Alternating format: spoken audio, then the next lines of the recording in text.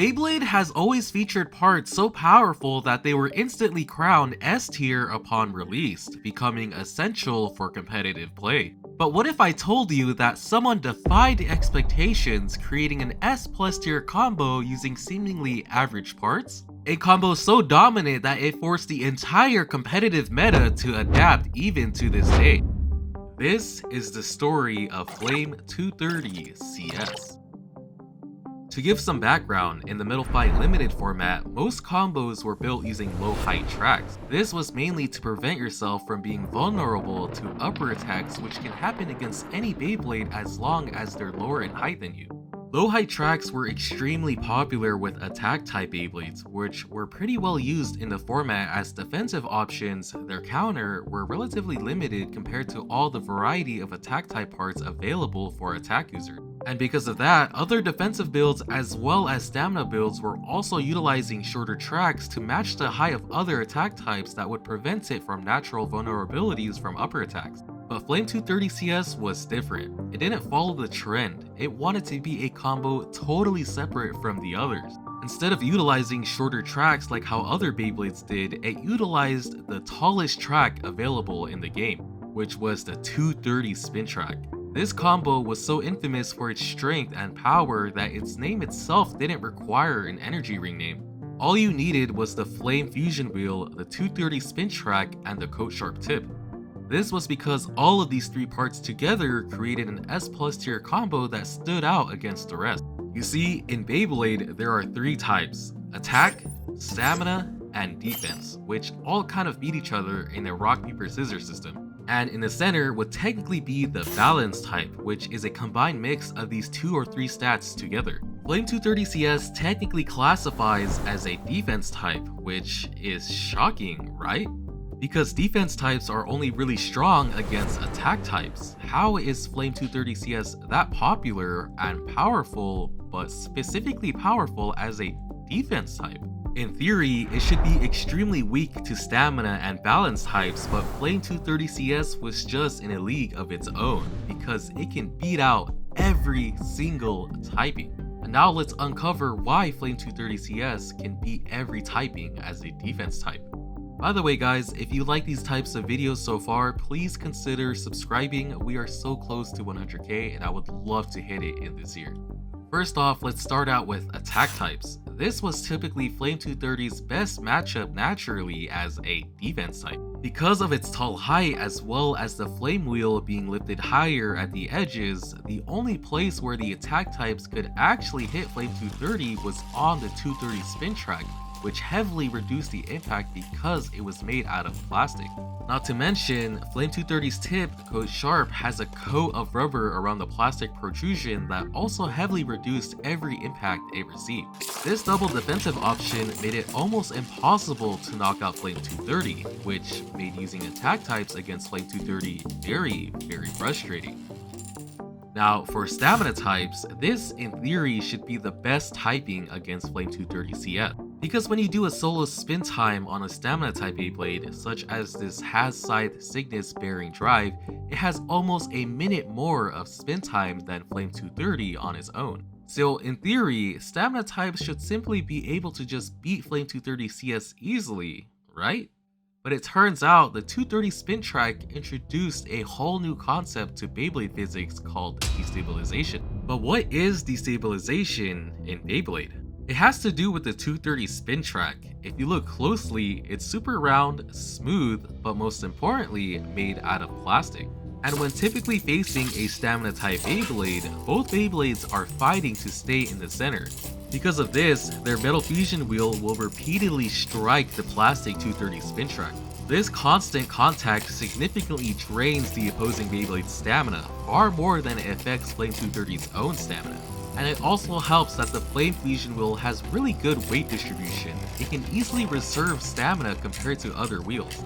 And as a result, Flame 230 CS can consistently dominate in those stamina battles. And against defense types, this was probably Flame 230's freest matchup because it didn't have the attack power of attack types to try to knock it out, or the stamina from stamina types to attempt to outspin it. It would simply just get destabilized and outspun. And not to forget, Flame 230 CS is a defense type, and it would reign as the king of defense types. Now before we go on to the next segment, let me introduce you to Beyhaven's newest Beyblade shop, BeyLocker. If you're into Beyblade X, you may have noticed how fast parts can break / wear out. This is where BeyLocker comes in. BeyLocker specializes in new Beyblade X parts from blades, ratchets, and bits. BeyLocker also has multiple other sections for launchers, QR codes, prize Beyblades, and even other YouTubers' signature combos. And for a limited time, if you use code EDDIE at checkout, you'll get 10% off your entire order. And now back to the video.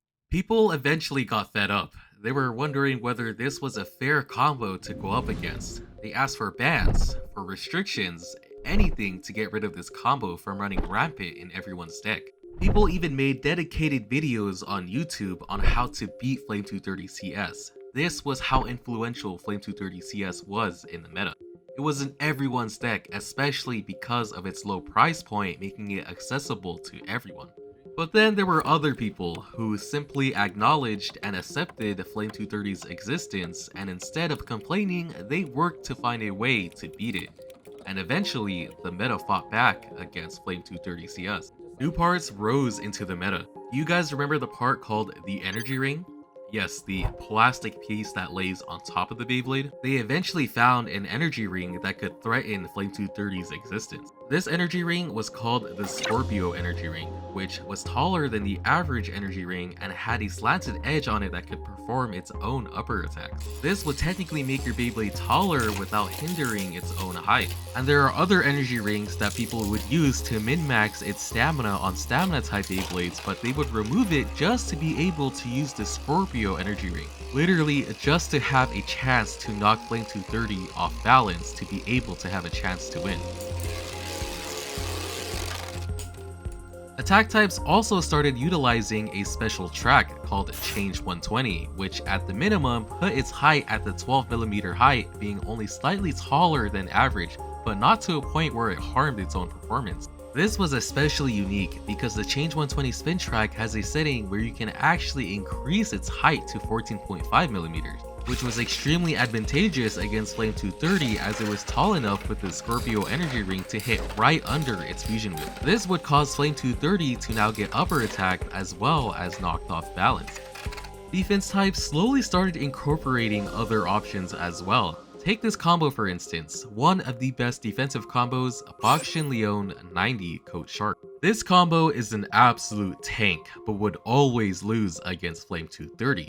But a new strategy arose using Boxshin Leon. It removed its own defensive tip and added a tip called Metal Flat. Metal Flat gave the Beyblade high movement, replicating an attack type while also being able to preserve its own stamina as well. And it was an interesting and honestly genius strategy. The method was to simply launch it completely flat and have it run around the stadium, avoiding hitting Flame 230 at all. This strategy would eventually be called tornado stalling. Thanks to its excellent weight distribution, it could move around the stadium long enough, stalling that it only interacts with Flame 230 at the end of the battle. And usually at the end of the battle, Flame 230 starts to wobble and it's vulnerable to being knocked down with just a slight push. The meta had enough. It fought back using its own unique strategies. But even as good as these strategies looked to be, they weren't always so reliable, as Flame 230 would often still win at times. And usually, this is where the story would end. But Flame 230 didn't just sit there and let people adapt to it. It also evolved in a way of its own. People started experimenting with other options, and eventually people realized that there were multiple versions of the Coat Sharp tip that changed its performance heavily, as well as a Coat Sharp replacement option. For instance, the rubber on the Coat Sharp tip from the Rey Unicorno Aurora version set was made out of hard rubber, which increased its own stamina but decreased its own defense. Now, the rubber on the Coat Sharp tip when you buy from the American brand, the Hasbro Rey Unicorno, was actually protruding higher than the normal ones, which gave the Beyblade a lot more movement in the stadium. This allowed it to evade/run away from attack types, which would increase its defense but also lowered its stamina. People also had another option, which was a whole other tip called Metal Ball. Metal Ball heavily increased its stamina but also heavily reduced its defensive option and was also more prone to getting knocked off balance. The adaptations were inevitable, and there are still new creations to this day, 10 years later. Flame 230 CS seemed unstoppable. It was in almost every deck, and you needed to make sure your deck had some sort of counter to it specifically, or else you would often lose. The Flame 230 CS influence was all over the meta, a legacy hard to top, but also hard to beat. Until another combo rose from the grave, so strong that it made Flame 230 CS look like a relic of the past, with so many S+ tier variations that it was impossible to deal with. Flame 230 CS had no chance of beating it, but that's for another video. And that's the end of this video. If you guys like these type of videos and also want to see others, consider subscribing. And if you want to see any other part of the Beyblade competitive meta, let me know down in the comments and I can try to cover it.